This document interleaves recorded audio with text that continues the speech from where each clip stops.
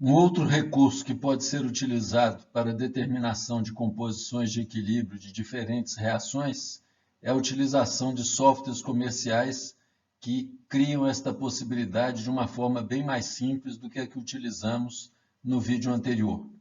Neste vídeo, vamos ilustrar a utilização de um software chamado HSC Chemistry, que foi desenvolvido pela Outokumpu, que é uma empresa finlandesa, que atualmente se chama Outotec, depois de sua fusão com a Lurg da Alemanha. Essa empresa desenvolveu um software que, dentre outras características, permite o cálculo de composição de equilíbrio para reações químicas, especificando-se as composições iniciais do sistema que vamos analisar. Então, neste software, ao clicar sobre composições de equilíbrio, nós vamos obter a tela que vai ser apresentada no próximo slide. Nesta janela do software é possível selecionar como desenvolveremos o cálculo. Neste caso, vamos clicar na primeira opção, que consiste em desenvolver uma nova simulação utilizando as especificações dos diferentes elementos que podem estar envolvidos ou que estarão envolvidos no equilíbrio a ser analisado. Quando clicamos, então, sobre esta opção, vamos obter a tela que vai ser vista no próximo slide. Quando clicamos, então, para a entrada dos elementos que vão participar do equilíbrio, aparece uma janela com a visão da tabela periódica dos elementos, onde basta clicar sobre o seu símbolo químico para selecionar os elementos que serão analisados. Nesse caso, foram selecionados carbono, hidrogênio e oxigênio.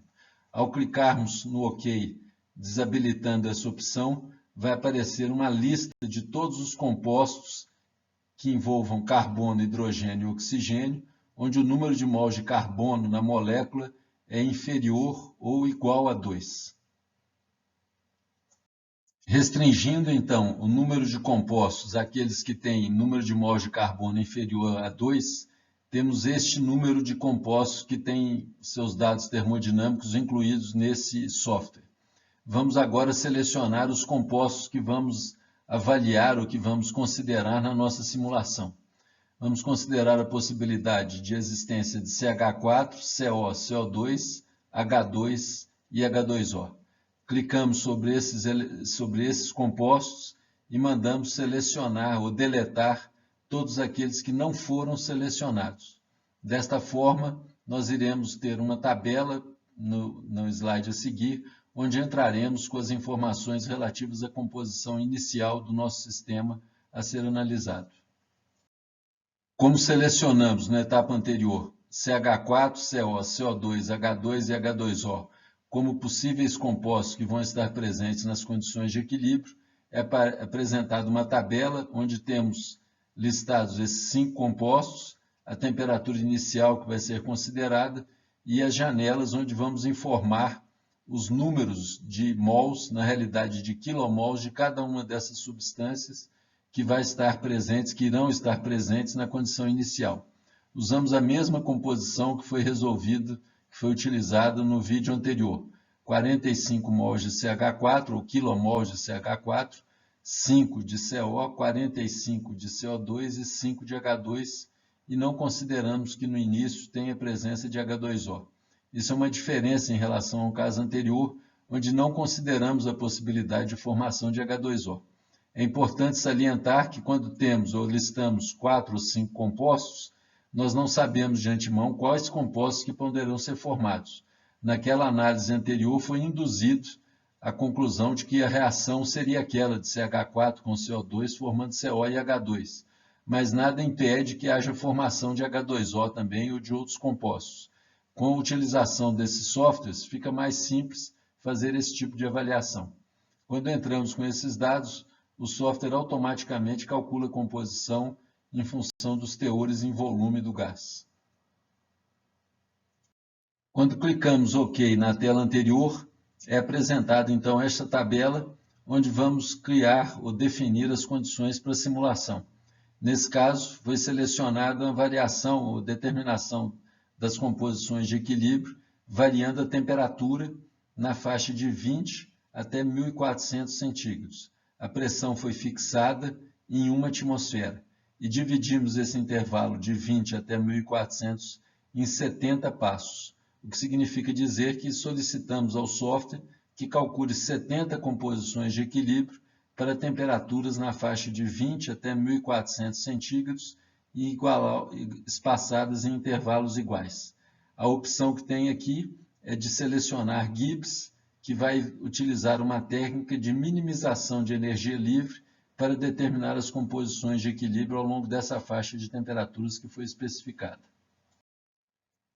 Após clicar na opção anterior, nós abrimos essa janela que aparece aqui, onde vai ser a janela de execução da simulação. Então, neste caso, nós salvamos o arquivo que foi gerado, né?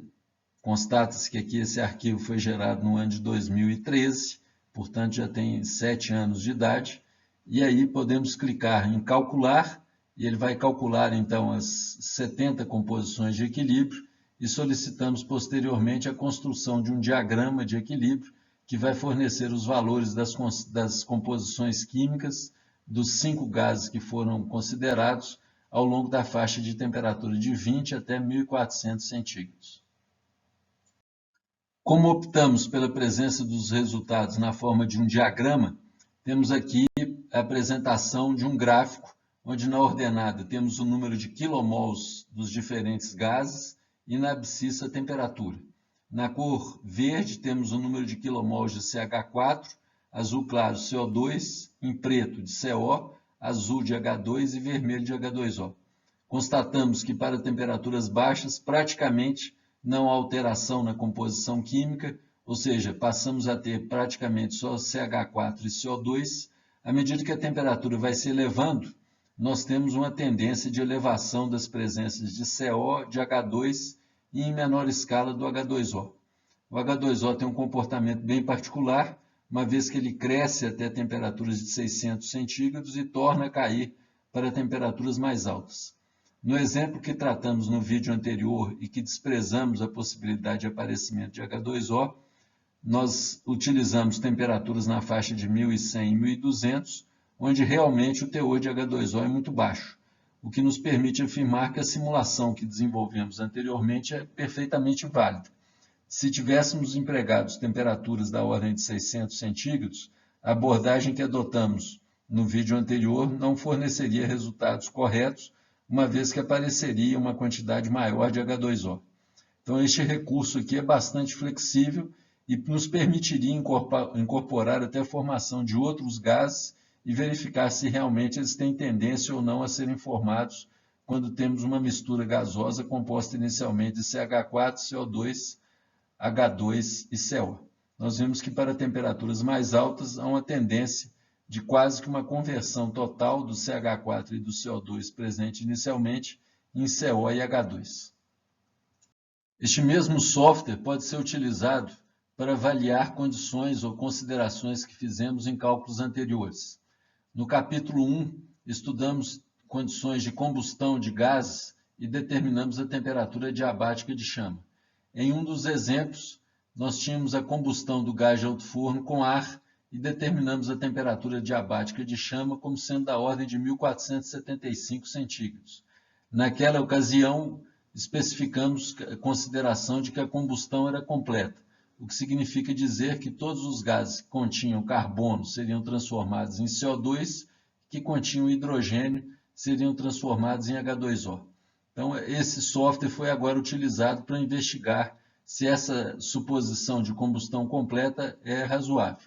Então, especificamos aqui as composições iniciais do gás composto por CO, CO2, H2, H2O e o oxigênio proveniente do ar. O valor que utilizamos aqui do oxigênio é aquele do estequiométrico mais um pequeno excesso. Desenvolvemos o mesmo procedimento ilustrado nos slides anteriores para determinar as composições de equilíbrio dessa mistura gasosa em diferentes temperaturas. O resultado é apresentado nesta figura, onde constatamos que para temperaturas mais baixas há realmente a tendência de combustão completa. Nós vimos que todo o gás que tinha CO, que tinha carbono, foi convertido em CO2, todo que tinha H2 foi convertido em H2O, e como foi utilizado excesso de oxigênio, o teor de oxigênio remanescente permaneceu constante. À medida que vamos elevando a temperatura até valores de 1.500 centígrados, nós constatamos que a hipótese de combustão completa é perfeitamente razoável. Nas condições de equilíbrio, nós teríamos apenas CO2, H2O e oxigênio. E aquele cálculo que foi feito anteriormente, assumindo combustão completa, forneceria resultados corretos. Se a temperatura começa a se elevar, ou seja, se naquela combustão tivéssemos, por exemplo, utilizado excesso ou enriquecimento em oxigênio, melhor dizendo, nós constataríamos ou nós obteríamos temperaturas mais elevadas, e em temperaturas mais elevadas há uma tendência da combustão começar a ser incompleta, levando à formação de CO e de H2 e com uma sobra mais elevada de oxigênio. Esse caso de combustão incompleta é tremendamente nocivo em situações onde o objetivo é geração de calor, uma vez que nesses casos há uma emissão maior de gases como o CO e a quantidade total de calor gerada é significativamente reduzida. Anteriormente, analisamos os efeitos da temperatura e pressão total sobre a composição de equilíbrio em uma dada reação, utilizando simplesmente conceitos matemáticos através da definição da constante de equilíbrio.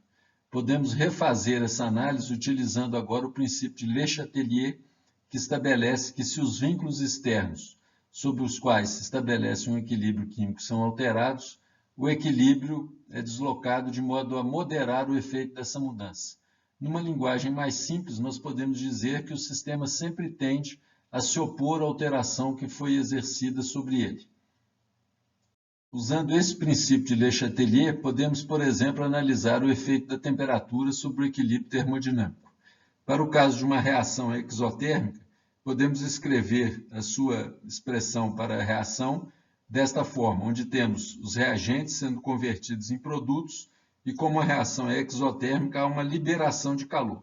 Imaginem que agora a gente eleva a temperatura, logicamente para elevar a temperatura de um sistema nós temos que fornecer calor para ele, consequentemente o sistema vai atuar de acordo com o princípio de Le Chatelier, de forma a atenuar o efeito da mudança que foi introduzida. Nesse caso, fornecendo calor, o sistema vai tentar consumir esse calor. Para consumir esse calor, a reação tem que ocorrer no sentido inverso, o que favorece a presença dos reagentes. Ou seja, como verificado anteriormente, através da análise matemática, para uma reação exotérmica, a elevação da temperatura faz com que a constante de equilíbrio diminua, favorecendo, então, um maior teor dos reagentes nas condições de equilíbrio. Podemos utilizar o princípio de Le Chatelier para avaliar o efeito da pressão sobre as condições de equilíbrio químico de uma reação. Aqui temos uma reação genérica envolvendo apenas compostos gasosos, com os coeficientes estequiométricos indicados pelas letras minúsculas A, B, C e D. No caso, vamos considerar uma situação onde há mais gases nos reagentes do que nos produtos. Dessa forma, a soma de A mais B será superior à de C mais D. O que vai acontecer sobre esse equilíbrio, qual será o efeito sobre ele de uma elevação da pressão?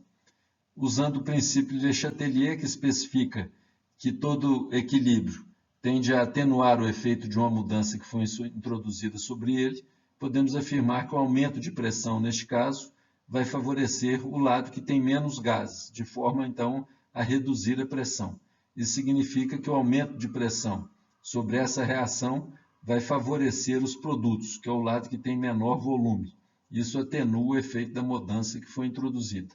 Logicamente, acontecerá exatamente o oposto em equilíbrios onde temos maior número de mols de gás no produto. Neste caso, o aumento da pressão favoreceria os reagentes.